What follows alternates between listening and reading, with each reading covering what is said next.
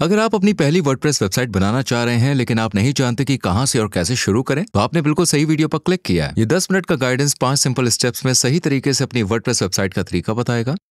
लेकिन first step पर जाने से पहले एक जरूरी बात जिसे आपको समझना होगा, क्योंकि अगर आप ऐसा नहीं करेंगे तो आपको बहुत सारा पैसा खर्च करना पड़ेगा और फ्रस्ट्रेशन भी रहेगी। बिगिनर्स की सबसे कॉमन मिस्टेक्स में से एक ये है कि वो ये नहीं समझते कि वर्डप्रेस के 2 वर्जन्स हैं, wordpress.com और wordpress.org।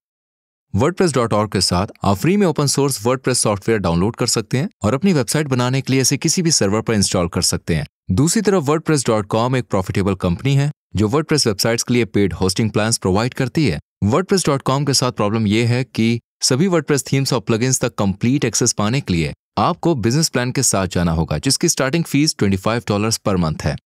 हालांकि अगर हम एक अलग होस्टिंग प्रोवाइडर चूज करते हैं तो हमें $3 पर मंथ जितनी कम फीस पर फुल वर्डप्रेस इकोसिस्टम तक एक्सेस मिलता है और सेटअप प्रोसेस करना भी बहुत आसान है। इसलिए मैं वर्डप्रेस वेबसाइट बनाने के लिए wordpress.com का यूज करने की सलाह नहीं देता हूँ। इस वीडियो में मैं आपको जिस सेटअप के बारे में बताने वाला हूँ उसके कंपैरिजन में आपको लगभग 10 टाइम्स ज्यादा पेमेंट करना पड़ेगा। पहला स्टेप होस्टिंग पाना है, जिसका मतलब ये है कि हमारी सभी वेबसाइट फाइल्स को इकट्ठा करने के लिए एक सर्वर किराए पर लेना। ये सर्वर 24/7 चलता रहता है, इसलिए हमारी वेबसाइट हमेशा ऑनलाइन रह सकती है। चूज करने के लिए कई होस्टिंग प्रोवाइडर अवेलेबल हैं। अपनी वेबसाइट के लिए हम होस्टिंगर का यूज करेंगे। ये फास्ट, रिलायबल, सेटअप करने में आसान और दूसरे ऑप्शंस के कंपैरिजन में बहुत किफायती है। इसके अलावा आप साइन अप करने के लिए वीडियो डिस्क्रिप्शन में फर्स्ट लिंक का यूज कर सकते हैं। आपको अपने होस्टिंग प्लान पर एडिशनल 10% का डिस्काउंट मिलेगा। बेस्ट परफॉर्मेंस पाने के लिए मैं बिजनेस प्लान चूज करने की सलाह देता हूँ, लेकिन अगर आपका बजट कम है तो आपके लिए प्रीमियम प्लान भी ठीक रहेगा।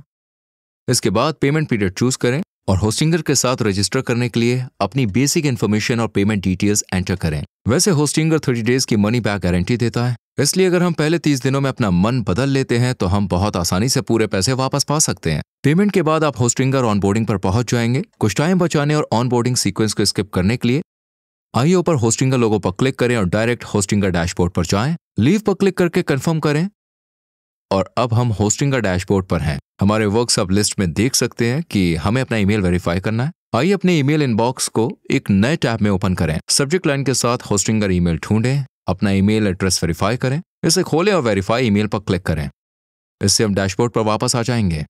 अब हमने ऑफिशियली होस्टिंग पा ली है। अब हम अपनी वर्डप्रेस वेबसाइट एस्टैब्लिश करने के दूसरे स्टेप की तरफ बढ़ रहे हैं। यह हमारा डोमेन पार्ट है। हमारा डोमेन सिंपली हमारी वेबसाइट का नाम है। जैसे एप्पल के लिए इसका नाम apple.com, फेसबुक के लिए ये facebook.com है और आपकी वेबसाइट के लिए ये कुछ भी हो सकता है, बशर्ते वो अवेलेबल हो। हमारी टू डू लिस्ट में क्लेम डोमेन पर क्लिक करें। कुछ छोटा, याद रखने में आसान डोमेन चूज करें और .com डोमेन पाने की कोशिश करें। मैं denfrommatics.com का यूज करूंगा। चेक अवेलेबिलिटी पर क्लिक करें और ये मानते हुए कि आपका डोमेन अवेलेबल है, क्लेम डोमेन पर क्लिक करें। नया डोमेन रजिस्टर करने के लिए हमें यह चूज करना होगा कि यह हमारी पर्सनल साइट है या हमारी कंपनी या ऑर्गेनाइजेशन की साइट है। फिर हमें अपनी कॉन्टैक्ट डिटेल्स एंटर करनी होगी। इसके बाद फिनिश रजिस्ट्रेशन पर क्लिक करें। हमें वेब होस्टिंग के लिए एक ऑफर दिखाई देता है, लेकिन वो हमारे पास पहले से ही है, इसलिए चलिए स्किप पर क्लिक करते हैं। मुझे वेबसाइट की जरूरत नहीं है। अब हमें अपना डोमेन रजिस्ट्रेशन पूरा करने के लिए अपना ईमेल एड्रेस वेरीफाई करने की जरूरत है। आइए एक बार फिर से अपना ईमेल इनबॉक्स खोलें और सब्जेक्ट लाइन वाले ईमेल को इंपॉर्टेंट समझें और अपनी कॉन्टैक्ट इन्फॉर्मेशन वेरीफाई करें। जब हम इसे ओपन करेंगे तो वेरिफिकेशन लिंक मिलेगा और अपना ईमेल एड्रेस वेरीफाई करने के लिए उस पर क्लिक करें। अगर हम इस टैब और ईमेल इनबॉक्स को बंद कर देते हैं तो हम अपने होस्टिंग का डैशबोर्ड को रिफ्रेश कर सकते हैं। हम देख सकते हैं कि हमारा डोमेन अब एक्टिव है और इसलिए हमारी वर्डप्रेस वेबसाइट को सेटिंग अप करने का दूसरा स्टेप पूरा हो गया है। तीसरा स्टेप वर्डप्रेस को इंस्टॉल करना है। होस्टिंगर डैशबोर्ड के अंदर से होम पर क्लिक करें। अपनी टू डू लिस्ट के अंदर हमारी वेबसाइट बनाना जारी रखने के लिए यहाँ कंटिन्यू पर क्लिक करें। क्रिएट अ वेबसाइट पर क्लिक करें, क्योंकि हम अपने नए डोमेन के साथ नई शुरुआत करना चाहते हैं। फिर कहें कि हम वर्डप्रेस को बिल्ड करना चाहते हैं। नेक्स्ट पर क्लिक करें और यहाँ आपको अपने वर्डप्रेस अकाउंट के लिए पासवर्ड बनाना होगा। ये वो अकाउंट है जिसका यूज आप अपनी वेबसाइट को मैनेज करने के लिए करेंगे। नेक्स्ट पर क्लिक करें और यहाँ होस्टिंगर हमें एक वेबसाइट थीम चुनने के लिए कहेगा। चूज थीम इंस्टेड पर क्लिक करें। अभी थीम चूज करने के बारे में ज्यादा स्ट्रेस ना लें, बल्कि अगर ये पेज थोड़ा अलग दिखता है तो मैं आपको बाद में दिखाऊंगा कि कैसे इसे बदला जाए। तो अभी के लिए आइए हम डिफॉल्ट 2025 का यूज करें और नेक्स्ट पर क्लिक करें। फिर डू नॉट स्टॉप प्लगइन्स पर क्लिक करें। हम ये काम बाद में करेंगे। अब हम अपना डोमेन चूज कर सकते हैं जिसे हम इस वेबसाइट के लिए यूज करना चाहते हैं और जिसे हमने पहले ही रजिस्टर कर लिया है। नेक्स्ट पर क्लिक करें। फिर बेस्ट वेबसाइट लीडिंग परफॉर्मेंस के लिए अपनी टारगेट ऑडियंस के नियरली डेटा सेंटर का सिलेक्शन करें। लास्ट में इंस्टॉल वर्डप्रेस पर क्लिक करें। अब जब वर्डप्रेस इंस्टॉल हो गया है तो ऊपर लेफ्ट साइड के मेन्यू में डैशबोर्ड पर क्लिक करें और यह आपको वर्डप्रेस एडमिन पेज पर ले जाएगा। हम किसी भी टाइम नया टैब ओपन करके अपना डोमेन नेम टाइप कर सकते हैं उसके बाद स्लैश और wp-admin लिखकर वर्डप्रेस एडमिन पेज पर वापस आ सकते हैं। फिर हम अपने वर्डप्रेस अकाउंट की डिटेल्स एंटर कर सकते हैं। अब हम डैशबोर्ड पर वापस आ जाएंगे। चलिए फोर्थ स्टेप पर चलते हैं, जो कि है हमारी थीम और प्लगइन्स को इंस्टॉल करना। सबसे पहले हम एक नई थीम इंस्टॉल करेंगे। थीम आपकी वेबसाइट के लिए डिजाइन टेम्पलेट की तरह है। यह आपके साइट के कलर्स, फॉन्ट्स, लेआउट और स्टाइल्स के साथ साथ उसके लुक को भी कंट्रोल करता है। अपनी थीम ऐड करने के लिए आइए अपीयरेंस पर जाएं, थीम पर क्लिक करें, फिर नई थीम पर क्लिक करें। हम एक्स्ट्रा थीम इंस्टॉल करने जा रहे हैं। ये सबसे पॉपुलर वर्डप्रेस थीम्स में से एक है और सबसे अच्छी बात यह है कि इसका यूज पूरी तरह से फ्री है। एक्स्ट्रा को तलाशें, फिर इंस्टॉल और एक्टिवेट पर क्लिक करें। इसके बाद हम स्टार्टर टेम्पलेट्स नाम का एक नया प्लगइन इंस्टॉल करेंगे। प्लगइन्स एक्सटेंशन है जिन्हें आपकी वर्डप्रेस वेबसाइट पर इंस्टॉल किया जा सकता है। हर एक प्लगइन आपको अपनी वर्डप्रेस वेबसाइट में नए फीचर सेट करने की फैसिलिटी देता है, ठीक आपके स्मार्टफोन्स में मौजूद ऐप्स की तरह। स्टार्टर टेम्पलेट्स प्लगइन हमें सैकड़ों फ्री वेबसाइट टेम्पलेट्स तक एक्सेस प्रोवाइड करेगा, जो हमारी वेबसाइट को डिजाइन करना आसान बना देगा। साइड मेन्यू में प्लगइन्स पर क्लिक करें, नया प्लगइन ऐड करें और स्टार्टर टेम्पलेट्स ढूंढें। आइए अब इंस्टॉल पर क्लिक करें, एक्टिवेट करें और जब ये हमारी प्लगइन्स लिस्ट में आ जाए तो स्टार्ट करें। अब अगर हम यहाँ वापस जाते हैं तो हम एलिमेंटोर पर क्लिक कर सकते हैं और ये कंफर्म कर सकते हैं कि हमने इसे अपने पेज बिल्डर के रूप में चूज किया है। अगर आपको अपनी स्क्रीन पर एलिमेंटोर चुनने का ऑप्शन दिखाई नहीं देता है तो जल्दी से यहीं इस वीडियो को देखें, जो आपको दिखाएगा कि कैसे इसे ठीक किया जाए। इससे हमें वेबसाइट टेम्पलेट्स की एक बड़ी लाइब्रेरी मिल जाएगी। टेम्पलेट से शुरू करने से हमारा टाइम बचेगा और आपकी वेबसाइट एकदम नए सिरे से शुरू करने के कंपैरिजन में ज्यादा प्रोफेशनल दिखेगी। लेकिन थीम और टेम्पलेट में डिफरेंस क्या है? एक थीम पूरी वेबसाइट के ओवरऑल लुक को कंट्रोल करती है, जिसमें कलर, फॉन्ट्स और सभी चीजों का लेआउट शामिल होता है, जबकि एक टेम्पलेट सिर्फ एक स्पेसिफिक पेज के लेआउट को कंट्रोल करता है, जैसे कि होम पेज, अबाउट पेज या कॉन्टैक्ट पेज। आप कैटेगरी के अकॉर्डिंग टेम्पलेट्स को ब्राउज कर सकते हैं और आप देखेंगे कि पेमेंट्स वाले टेम्पलेट्स प्रीमियम के रूप में मार्क्ड हैं, लेकिन शुरुआत करने के लिए बहुत सारे फ्री टेम्पलेट्स भी अवेलेबल हैं। मुझे ट्रैवल फोटोग्राफी का शौक है, इसलिए मैं कुछ ऐसे ही चूज करूंगा। आप यहाँ लेफ्ट साइड के लोगो, फॉन्ट्स और कलर्स को कस्टमाइज करके शुरुआत कर सकते हैं। मुझे इन दोनों का लुक पसंद है। मैं कंटिन्यू पर क्लिक करूंगा, फिर एडिशनल फीचर्स को अभी के लिए छोड़ दूंगा।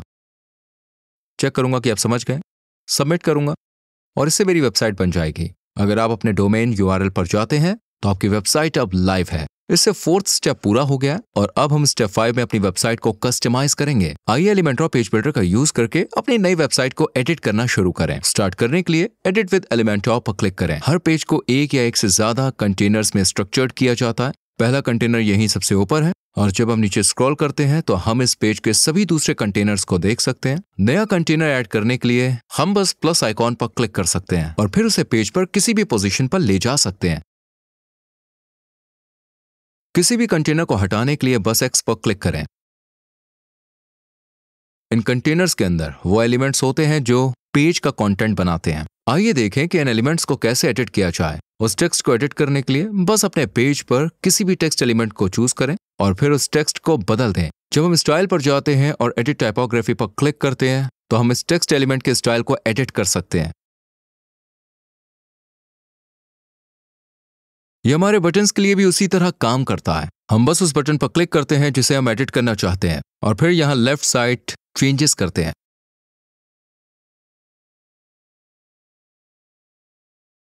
किसी इमेज को चेंज करने के लिए बस इमेज पर क्लिक करें और फिर इमेज को चूज करें और हमारी नई इमेज यहां अपलोड करें। लेफ्ट साइड मौजूद स्टाइल टैब में हम अपनी इमेज की पोजीशन और अलाइनमेंट में चेंजेस कर सकते हैं। अपनी वेबसाइट के दूसरे पेजेस में चेंजेस करने के लिए हम बस यहां आ सकते हैं और दूसरे पेज पर जा सकते हैं। यहां हम एलिमेंट्स को बिल्कुल उसी तरह एडिट कर सकते हैं। अपनी वेबसाइट पर एक बिल्कुल नया पेज ऐड करने के लिए हम सबसे पहले अपनी वेबसाइट को एक नए टैब में ओपन करना चाहते हैं। हमारी वेबसाइट पर जब भी हम अपने वर्डप्रेस अकाउंट में लॉगिन करते हैं तो हम टॉप पर मेन्यू बार देख पाएंगे। आइए नए पेज पर जाएं और हमारी वेबसाइट पर एक नया पेज ऐड करने के लिए पेज पर क्लिक करें। फिर हम इस पेज को नाम दे सकते हैं और पब्लिश पर क्लिक कर सकते हैं।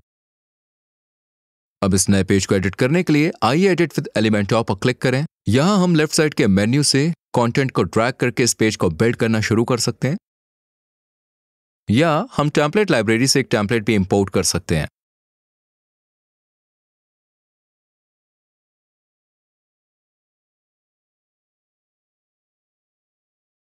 आइए अपने चेंजेस पब्लिश करें और अपने नए पेज का प्रीव्यू करें।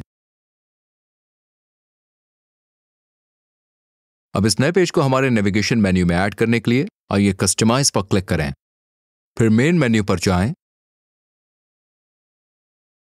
यहां ऐड आइटम्स के अंदर हम अपने नए पेज को नेविगेशन मेन्यू में ऐड कर सकते हैं। लास्ट चीज जो हमें सीखने की जरूरत है वो है अपनी वेबसाइट के हेडर और फुटर को कैसे एडिट करें। ऐसा करने के लिए आइए कस्टमाइज पर क्लिक करें, फिर जब हम हेडर पर माउस घुमाते हैं तो हम अपने हेडर एलिमेंट्स को एडिट करने के लिए इन पेन आइकॉन को देख सकते हैं। एग्जाम्पल के लिए अपना लोगो बदलने के लिए आइए इस पेन आइकॉन पर क्लिक करें और फिर यहां लोगो बदलें। ये वेबसाइट फुटर के साथ भी उसी तरह काम करती है। अब आप वर्डप्रेस वेबसाइट कैसे सेटअप करें इसके बारे में बेसिक बातें जानते हैं। अगर आप अपनी नई वेबसाइट को डिजाइन करने के बारे में ज्यादा डीपली ट्यूटोरियल की तलाश में हैं तो यहाँ पर इस वीडियो पर क्लिक करें देखने के लिए शुक्रिया।